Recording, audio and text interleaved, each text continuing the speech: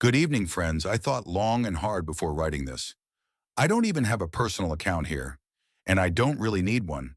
But on a close friend's advice, I'm using his to finally share what's been sitting heavy on my heart.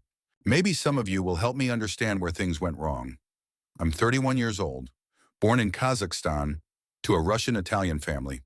My father, before his passing, was a well-off businessman. My mother was a professor in alternative energy, solar panels, wind turbines, all that. Despite our wealth, my father was a strict man, fair but demanding, especially with us boys. There were six of us kids, three brothers, three sisters. I'm the third in line. From the age of 15, my brothers and I worked on various points of my father's business, not as managers, but as regular workers, loaders, cashiers, sellers. He wanted us to understand the value of labor and the dignity of those who earn with their hands. My mother supported that. She was raised in Soviet Kazakhstan, where hard work was seen as the foundation of character. We had a healthy, loving, stable family. No abuse, no alcohol, no shouting. My parents lived together their entire lives. My father could be temperamental, but he loved us fiercely. At 23, just after university, I got married. My first serious relationship. My wife came from a completely different world, raised by her grandmother after her mother abandoned her to run off to Turkey. Her father? Never met him. She grew up poor, but not starving. We met while I worked at one of my dad's shops during my studies. I fell in love. Fast. We spent almost every evening together. A year later, I proposed. My parents weren't thrilled, but they didn't interfere. They helped us build our life. My dad bought us an apartment, helped furnish it. I was just starting my career in a German construction materials company, from 27,000 rubles a month to nearly 290,000 within a few years. I worked hard, built everything from scratch. My wife didn't work. I wanted her to rest, get used to comfort after such a rough childhood, and prepare for motherhood. She said she wanted that too. But around year 3 of our marriage, something changed. She began drinking, constantly posting on Instagram, partying at expensive restaurants, despite taking her on trips. Dubai, Thailand, Kuala Lumpur, Turkey, St. Petersburg, twice a year, she kept slipping further into this influencer lifestyle. She didn't have friends, she had a following. Then my father spoke up.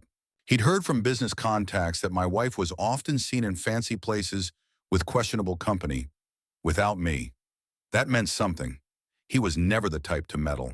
I was working nonstop at the time, so I didn't have the energy for drama, but I decided to go the soft route. I suggested she go to university. I'd pay for it, at least get a degree while she wasn't working. That turned into a full-blown meltdown. Tears, screaming, broken phone. Why are you trying to change me? I didn't understand. My mother never acted like that. I asked her advice.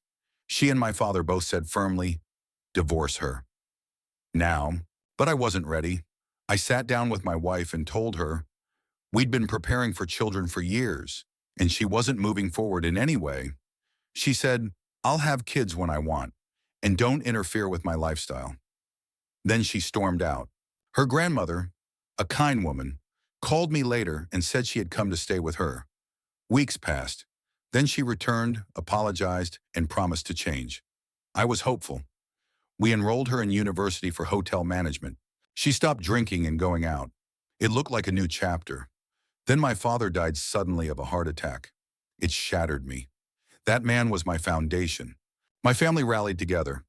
Everyone helped with the funeral, the arrangements, the endless relatives. Everyone, except my wife. On the day he died, she asked, who gets the biggest share of the inheritance?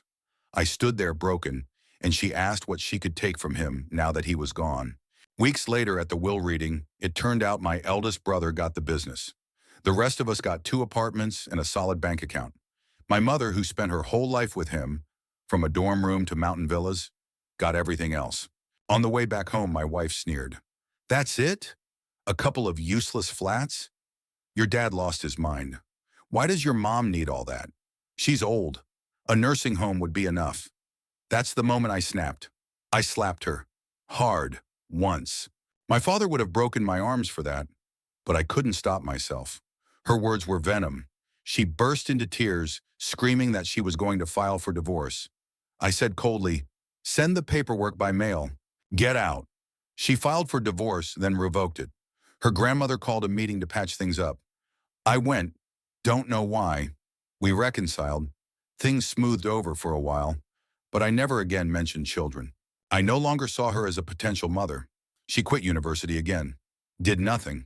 And I kept working. Got promoted to top management. My salary reached 1.2 million rubles a month. I was stable, responsible. I saved money, rented out the apartments. I didn't care about flashy cars or luxury brands, but she did. Designer bags, parties, takeout food every day. Hired cleaners because why should she clean? I slipped into depression. For the first time in my life, I started drinking. And then I met someone, in a bar, a woman who worked in finance for one of our suppliers. She recognized me. We had drinks, shared stories. She was divorced too. We became friends. Nothing romantic, just connection, just understanding. One night, while I was on a business trip, I got a message from neighbors. Please keep it down. Some of us have kids. I knew. I called my older brother, told him to check on my apartment. He caught them. My wife, her new lover. My heart didn't break. It was already dust. I filed for divorce. She fought it, tried to take half of everything, even though everything was mine. Premarital, inherited. But she and her new man failed. They got nothing. And then, a year after the divorce, I heard she had taken her own life. She left a note saying I betrayed her, never gave her children, property, or a future. And even though I know, logically, I gave her everything, love, security, respect, and years of my life, I can't shake the feeling of guilt. So I ask you, friends, did I really do everything right? Or did I just not see the damage I caused?